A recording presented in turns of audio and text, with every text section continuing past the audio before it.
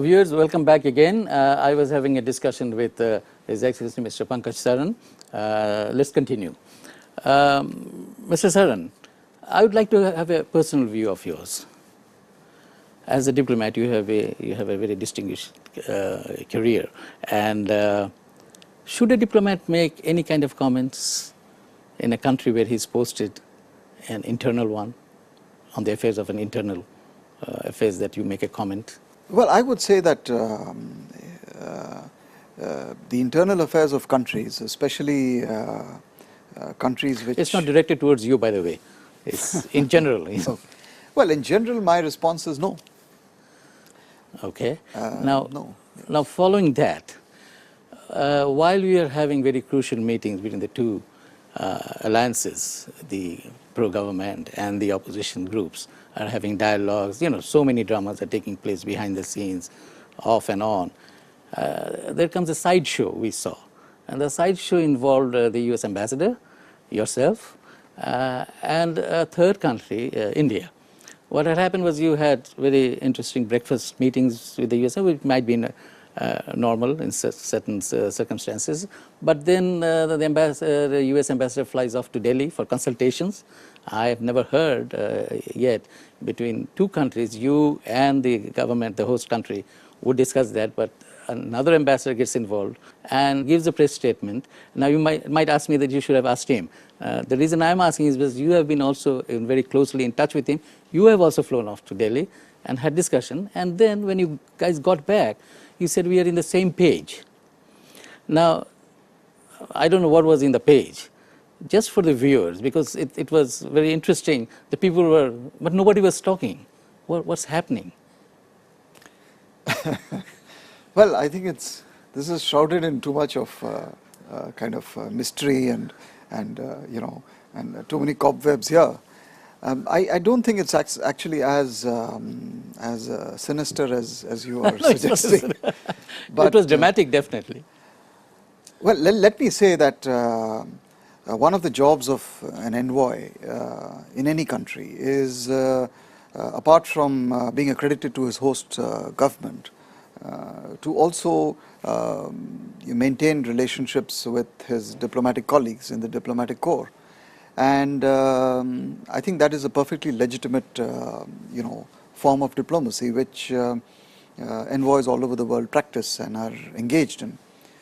Now, insofar as my American colleague is concerned, I have great respect for him, and we do occasionally meet, as indeed I'm sure he meets other envoys and I meet other envoys. And the whole question in Bangladesh is naturally something which the international community is looking at. Sure. That is now quite evident. Sure. And anyone who has interest in the peace and stability and the development of Bangladesh would be interested in what is underway here. Let me interrupt you. Did he have to fly off to Delhi to brief them, since you are here, the representative of that government? You two have been having chats, as you said that you are in close touch. Why this step? Was something urgent going on? Was something that personally he had to explain, and that to another government? Well, really, this is a territory which I will not get into as to why he went to India. I think his embassy has issued some statements. We are on the same page. That's I think they issued some statements about his visit to India. Yeah. And insofar as on what where we stand between us, I would say that at a very broad level, every partner, every development partner and well-wisher of Bangladesh is united in wanting to see peace and stability in this country. Wonderful. And my primary responsibility here as the representative of India is to ensure that I understand the concerns of Bangladesh. So for me, my primary objective is what is the level of understanding between India and Bangladesh. And this takes precedence over what I may or may not do with any other country. My objective is to ensure that as far as India and Bangladesh are concerned, that we perfectly understand each other. That means we understand each other at the level of the governments, and we understand each other at the level of the people. And that is my attempt, and that is my mandate. Everything else comes is secondary. Now, while you guys are being extremely friendly, the US and the India, as far as Bangladesh is concerned, another incident took place recently, as you're aware, and it's in the news, everybody's talking about it. It's about the New York incident of your diplomat. I think now she has become a diplomat. Now, the reason why I want to touch it is that this is not the first time. In fact, if I recall, the former president, Mr. Azad, was also went through this kind of treatment. Then famous actor got through. Then now these are all symbolic in many ways, that how the Indo-US relationship is there, how they treat their people. And in retaliation, I won't say use the word retaliation, I would say in reaction, your government took some measures which people in this part of the world, they think that that was great. You see, in one way, you are extremely friendly. In another way, the Secretary of State has to call your government and say sorry. In diplomacy, you might say that these things work like that, but perception-wise, is everything all right between the two? You know, this incident, which is very unfortunate, I think it is being handled both in Delhi and in Washington. Right. And I would prefer to leave it between these two capitals to deal with.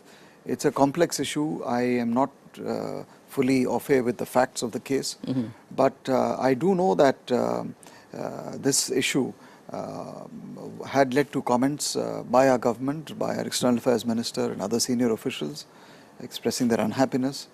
And I also know that this also came up for debate in Parliament in India and Delhi. So, but I also know that, and I understand that both the governments in the two capitals are engaged in discussion on how to move forward and to address the concerns that have arisen. Certain measures were taken, but I would be hesitant to pronounce on or to characterize the whole situation, except to say that the Indian reactions are pretty much in the public domain. And which was seen very positively by many. Right. You know. Well, but the fact also is that both India and the United States have a relationship. They have a strategic partnership. And I think at the end of the day, it's important that we move this relationship forward. But really, I would actually just leave it to the two capitals to decide. I just wanted your personal observation on that. Now, another area I want to touch before I go for another break is I'll leave the questions to you so that we can get back to your response later, which is, Bangladesh has been extremely grateful to India for the role India played during our liberation war. And India has been a very good friend. We have had excellent relationship with you. But India, a lot of important visitors came over here, VVIPs came here, and they made commitments after commitments after commitments. And the perception over here is that no matter which government comes or which government is here, nothing has been delivered. And when I say nothing, I don't mean every single item, but there have been steps also which India took. But in majority cases, it's not there. People can't see it. And then they say that we are such good friends. The politicians are so cordial to each other. The ruling parties of both nations are extremely cordial. For example, the Teesta deal, the land deal. And then, of course, you see, another one is the border killings. It continues. And no satisfactory explanation has come. When I say satisfactory, I mean visibly one could see that we have taken steps and it will not be done again. We'll take the response from you. after we get back from a short break. Absolutely, absolutely. Viewers, as you know that we are having a fascinating discussion with His Excellency Pankaj Saran. I have placed a few questions to him and we'll get back to him in a short while.